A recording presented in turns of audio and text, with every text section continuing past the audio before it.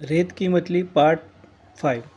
कभी कभी ऐसा लगता है जैसे भाग दौड़ भी हो रही। पड़ोस के लोग कहते हैं कि वो अपनी भाभी को पीटता भी है। जूही के फूलों और गुलाबों पर उतरती जाती ऋतुओं के साथ दो दो बरस हवा से बीत गई।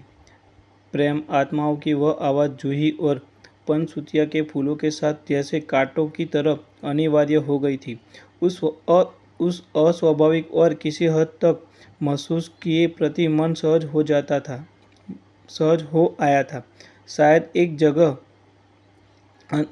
अंतःस्थल स्थल में करुणा भी उभर आई थी। उसकी नियति के प्रति दयाद्र न होना शायद अमाननीय होता। कैसा संयोग था, और वह शायद संयोग ही उसकी इस नियति का कारण भी था कि आज वह युवक एक प्रेतात्मा की तरह बेचैन हो उठा था। शोभन का बचपन का दोस्त था रमन। साथ साथ खेला था और साथ साथ पढ़ा था। पिता और बड़े भाई की मृत्यु के बाद उसकी कच्ची उम्र में ही परिवार का बोझ उस पर आ गया था। हाई स्कूल मुश्किल से पास करने के बाद ही वह कॉलेज के बजाय दफ्तर के चक्कर लगाने लगा था। और फिर एक दिन टूटा लेकिन संतुष्ट वह रमन एक सरकारी दफ्तर से घर और घर के दफ्तर के बीच सीमित हो गया। कभी कभी सोचती कि सामने के मकान की उन महसूस दीवालों के भीतर क्या होगा। नौकरी से लौटा हुआ था थका और पराजित रमन, और घर की दीवारों में घिरी हुई उसकी विधवा भाभी। क्या वहाँ उन दीवारों के अंदर कोई जूही फूलती होगी? क्या उस बंधे पानी में कोई नीलकमल उगता होगा?